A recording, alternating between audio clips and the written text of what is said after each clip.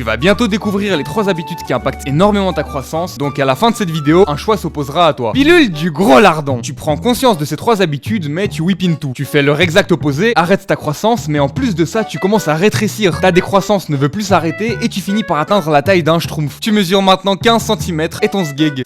N'en parlons même pas. Pilule du berserker. Tu retiens ces 3 habitudes par cœur et arrives à maximiser ta croissance. Tu réussiras donc à éviter d'arrêter ta croissance beaucoup plus tôt que prévu, ce qui est malheureusement le cas de la plupart des jeunes de nos jours, et tu la pousseras à son plein potentiel. J'ai récemment atteint les 1m90. Je fais maintenant la taille à Andrew Tate, ce qui est assez cool en vrai. Et les 1m90, c'est un cap que j'ai toujours rêvé d'aller chercher, car on va pas se cacher, être grand en taille dans la vie, c'est un assez gros privilège. Mais mec, sache que j'ai failli ne jamais les atteindre, car de mes 16 ans à mes 17 ans, j'ai complètement arrêté de grandir et je suis resté complètement stuck à 1m85. Et même pour aller plus loin, pendant cette année, j'ai pas pris un seul centimètre, genre vraiment. Et je me suis rendu compte par après qu'il y avait une raison à ça. C'est évident parce que la croissance s'arrête en moyenne vers 20 ans. Et c'est parce que pendant cette année, j'ai vraiment fait de la merde avec ma santé et j'ai pas suivi les quelques habitudes essentielles à mettre en place dans sa vie pour grandir. Et petite précision, c'est pas tellement que ces habitudes, elles vont te permettre de grandir plus que ce que tes gènes le permettent, mais c'est surtout qu'elles vont te permettre de pas arrêter ta croissance beaucoup plus tôt que prévu et la pousser à son plein potentiel. Et malheureusement, comme je l'ai dit dans l'intro, il y a énormément de jeunes de nos jours qui, à cause de tous les trucs néfastes qui nous entourent, genre les écrans, la malbouffe, arrivent pas à suivre ces habitudes et donc arrêtent leur croissance beaucoup plus tôt que prévu. Genre imagine un gars qui selon ses gènes devait atteindre les 1m80, et bah bro, je te jure, s'il fait de la merde avec sa santé, il y a vraiment moyen qu'il arrête sa croissance à, je sais pas, 1m72. Bref, de mes 16 à 17 ans, je suis resté complètement stuck à 1m85. Ma croissance a failli être cook, mais heureusement, à mes 17 ans, je me suis repris en main. Je me suis énormément renseigné sur le sujet, j'ai lu, j'ai regardé des vidéos, et je me suis rendu compte que pendant cette année, je faisais le complet opposé des 3 habitudes essentielles à la croissance qu'on va voir dans cette vidéo. Donc pendant 6 mois, j'ai tryhard,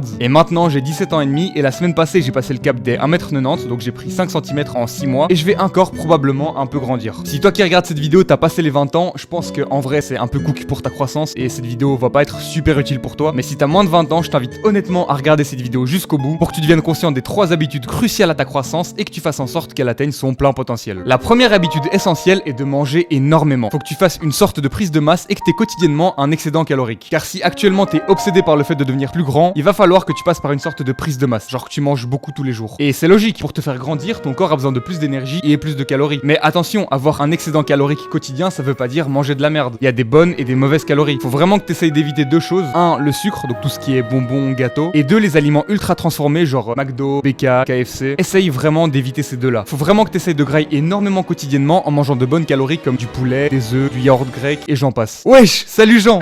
Un peu de sérieux, je vais maintenant te partager la diète quotidienne qui m'a permis de push les 1m90 et que je continue encore à suivre car elle est vraiment bien. En ce qui concerne les repas de midi et les repas du soir, je mange ce que mes darons me cuisinent. Tu vis encore probablement chez tes parents et je te conseille pas de les saouler en leur demandant de faire des repas spécifiques. Non, juste tu leur demandes de faire des plats un minimum sain composés en gros de viande, féculents, légumes. Mais par contre, tu demandes de faire des grosses portions pour que tu puisses te resservir. Donc pour midi et le soir, c'est bon, c'est plié. Mais par contre, pour le petit déj et le goûter, c'est là que tu vas devoir te prendre en charge. Ce que moi je fais et je t'invite vraiment à commencer à faire de même, c'est que au petit déj, je mange une omelette à 3 œufs, un bol de flocons d'avoine au lait, une mandarine et une banane. Et en rentrant des cours, on a souvent la dalle, donc je me fais une pomme, une carotte et un kiwi. Et je bois beaucoup aussi. J'essaie de boire plus ou moins 3-4 litres d'eau par jour. Ce qui fait que sur une journée, je mange à midi et au soir grâce au daron, viande, féculents, légumes. Et de mon côté, au petit déj et au goûter, je mange 3 œufs, plus ou moins 150 grammes de flocons d'avoine, une banane, une mandarine, une pomme, une carotte et un kiwi. Et j'essaye de boire plus ou moins 3-4 litres d'eau et un demi-litre de lait. Et je vais mettre un gros point d'exclamation sur le lait car c'est vraiment l'aliment le plus important et c'est même peut-être l'info la plus importante de la vidéo. Bro, je te conseille vraiment de spammer le lait. Pendant l'année où j'ai pas du tout grandi, j'ai en fait bu très peu de lait. Et ce car c'est un aliment vraiment très controversé. Il y a énormément de gens qui déconseillent à tout prix de boire du lait car le lait c'est une boisson qui est à la base faite pour les veaux et elle contient beaucoup d'hormones de croissance qui à la base sont faites pour les veaux et pas pour les humains. Et donc apparemment boire du lait augmenterait les risques de développer un cancer. Et moi pendant cette année où j'ai pas du tout grandi, je t'ai dit que c'est parce que je faisais le complet opposé des 3 habitudes qu'on va voir dans cette vidéo. Et donc déjà je m'alimentais pas énormément, je mangeais pas beaucoup. Mes darons me faisaient des repas excellents, donc viande, légumes, féculents et moi j'en mangeais pas beaucoup et j'ai presque pas bu de lait et ça c'est parce que j'ai parlé avec des gens dans ma famille qui m'ont à tout prix déconseillé de boire du lait et de consommer des produits laitiers de manière générale et je les ai écoutés et j'ai donc très fort réduit ma consommation. Quelle erreur! Si je les avais pas écoutés j'aurais eu 1 an de croissance en plus. Mais bref, d'une part on a les gens qui déconseillent à tout prix le lait car ça contient des hormones de croissance qui sont pas faites pour les humains et donc c'est potentiellement cancérigène et d'autre part on a les gens qui prônent le lait car bah du coup ça contient des hormones de croissance quand même et donc ça fait grandir et en plus apparemment c'est bon pour les os. Et le truc c'est qu'il y a aucune preuve que le lait est cancérigène. Et donc si tu fais tes recherches sur un site on va te dire qu'il l'est et sur un autre on va te dire qu'il l'est pas. Donc c'est pas du tout sûr, mais on peut quand même pas minimiser que le lait est potentiellement cancérigène car le cancer c'est une maladie à vraiment prendre au sérieux. Par contre c'est certain que le lait a un impact positif sur ta croissance. Donc ce que je te conseille de faire c'est de faire tes propres recherches pour te forger ton propre avis sur le sujet. Mais si t'as trop la flemme tu peux suivre mon raisonnement qui est de partir du principe que le lait est très bon pour la croissance mais est potentiellement cancérigène. Et donc personnellement j'ai choisi de boire énormément de lait jusqu'à mes 20 ans, donc à la vraie fin de ma croissance, puis à partir de mes 20 ans limiter ma consommation. Maintenant que la grosse parenthèse sur le lait est terminée, en bref, habitude numéro 1, c'est manger énormément de bonnes calories tous les jours et spammer le lait. Toi et moi, on est en âge parfait pour grandir et donc faut pas gâcher ça et faut qu'on mange énormément tous les jours. Vraiment, vois-toi comme un homme de Cro-Magnon affamé et excité qui essaie de manger autant que possible et te soucie pas trop en ce qui concerne le fitness. En mode, oh je dois compter combien de calories je vais manger aujourd'hui. Sache que tant que tu manges très peu de sucre et d'aliments ultra transformés, tu vas pas grossir comme ça. Car la graisse supplémentaire que tu prends, tant qu'elle est saine, sera utilisée par ton corps pour te faire grandir. La deuxième habitude dont on va parler, c'est le sommeil. Je vais même pas passer beaucoup de temps là-dessus car tu sais sûrement déjà que ça a un vrai impact sur ta croissance et que c'est quand tu dors que tu grandis. Mais mec, ce que je veux vraiment te dire, c'est que si t'as moins de 20 ans, c'est maintenant la période de ta vie où t'as le plus besoin de sommeil. C'est maintenant plus que jamais que t'as le plus besoin de dormir et j'aimerais bien te donner des conseils, mais je pense honnêtement qu'on est tous cook pour la deuxième habitude. Genre c'est fini pour nous, c'est mort. On peut pas bien la respecter et ce à cause du système scolaire. Je trouve ça honnêtement inhumain qu'on nous fasse commencer les cours à 8h et que donc on doit se lever à 7-6h. Et quand tu fais des recherches sur le sujet, tu te rends compte que c'est mauvais pour notre santé et que notre croissance en prend un coup. Et les mecs qui sont à la tête du système éducatif le savent, mais juste refusent de faire en sorte que les cours commencent plus tard. Alors que ça fout en PLS notre génération. Et il y a ce contre-argument de oui mais non, alors ça marche pas parce que on va perdre du temps de cours. Mais déjà faire terminer les cours 1 heure plus tard, je pense que c'est complètement envisageable. Et surtout ça c'est une dinguerie, mais il y a tellement de cours qui ne servent à rien. Genre les maths, la physique, la chimie, le français, même écrire des lettres ouvertes et tout, c'est super important. Je suis tout à fait d'accord. Mais mec, honnêtement, il y a des cours. Je vais même pas citer les noms, mec, parce que je suis encore au lycée. Mais gros, parfois je vais à des cours et je pense que c'est ton cas aussi. Et on fait des dessins, des jeux interactifs, des bricolages. Même mes fils de pute, tu crois, mon temps c'est de la merde. Je sais pas, laisse-nous dormir 1 heure de plus le matin si c'est pour venir faire des trucs comme ça. Mais bref, parenthèse terminée, sache que quand t'as 14, 15, 16 ans, t'as besoin d'être au lit pendant environ 11 heures. Tu dois en fait être couché beaucoup plus longtemps que tu le penses. Car t'as sûrement déjà entendu ce truc de oui, les adolescents ont besoin de un peu plus de sommeil. Ils ont environ besoin de dormir 10 heures par nuit. Mais bro, sache que pour avoir 10 heures de sommeil, tu dois être au lit pendant plus ou moins 11 heures. Car, et je pense que tu t'en doutes, personne ne se couche à minuit, se lève à 8 heures et a 8 heures de sommeil. Il y a une vraie différence entre le temps passé au lit et le temps passé à dormir. Et donc normalement, il y a un pourcentage, mais vas-y, on va faire simple. Retiens que en général, avec tout le temps que tu prends à t'endormir et avec tous les micro-réveils que t'as pendant la nuit et dont tu te rappelles même plus au matin, tu dors environ 1 heure de moins que ce que tu passes au lit. Si tu te couches à minuit et que tu te lèves à 8 heures, t'as environ 7 heures de sommeil. Et le problème, c'est que tellement notre génération est cook, on se rabat tous sur 8 heures de sommeil, alors qu'on en a besoin de 10, et preuve, en week-end, on fait tous des grasses maths de baiser. Et c'est mon cas, en semaine je me rabats sur 8 heures, et c'est probablement ton cas aussi. On sait au fond de nous qu'on a besoin de plus, mais on le fait car les cours commencent trop tôt, et car à cause des différentes activités qu'on a pendant la journée, c'est impossible de se coucher à 20 heures. Alors on se rabat tous sur 8 heures, et en plus souvent on les a même pas, car je te rappelle, le temps passé au lit n'est pas égal au temps de sommeil. Si tu te couches à 22 heures et que tu te lèves à 6 heures, t'as pas 8 heures de sommeil, t'as 7 heures de sommeil. Donc oui, je te l'accorde, ton mauvais sommeil est en partie pas de ta faute, mais t'as quand même une responsabilité, mec. Et rappelle-toi qu'en général, c'est toujours mieux de chercher le problème en soi que dans les autres, car grâce à cette mentalité, t'es pas là pessimiste à abandonner et tu peux vraiment faire quelque chose pour changer les choses. Et donc mec, honnêtement, je pense que t'aides pas non plus ton sommeil, car souvent tu rentres des cours et bien sûr tu veux une petite pause, un peu de plaisir, un peu de fun, donc tu commences à jouer, mais avant de t'en rendre compte, il est déjà 21h, 22h, et t'es encore là à jouer, être sur ton tel, et t'as encore plein de devoirs à faire, et je le comprends parfaitement car ça m'arrive encore parfois, mais faut juste que tu fasses de ton mieux pour finir toutes tes tâches à temps, pour réussir à être 9 heures dans ton lit en semaine d'école pour avoir 8 heures de sommeil. Donc essaye de définir même maintenant, genre pense-y, 1 heure de coucher pour être 9 heures au lit. Et quand cette heure arrive, je sais que c'est dur, mais que tu sois en train de jouer, être sur ton tel ou même travailler, faut vraiment que tu fasses de ton mieux pour tout arrêter et aller au lit. Et si au lit t'as des difficultés à dormir, déjà je te conseille de te coucher tous les soirs à la même heure. Ça aide vraiment à s'endormir et c'est bon de manière générale. Mais un autre truc que je te conseille vraiment, c'est tu mets une faible lumière à côté de ton lit et juste commence à lire. Genre même juste 5 minutes mec. C'est honnêtement la meilleure chose à faire pour t'aider à t'endormir. Ça va permettre à ton cerveau de se relaxer, d'arrêter de trop penser et se mettre dans un mood sommeil. Et tu vas même peut-être au final gagner du temps. Car au lieu de prendre, je sais pas, 30 minutes à t'endormir, tu vas peut-être lire 5 minutes, être apaisé et donc t'endormir en 10 minutes. Et donc au total t'auras gagné 15 minutes de sommeil. La dernière habitude à absolument mettre en place pour grandir est de faire du sport et ce très régulièrement. Déjà pourquoi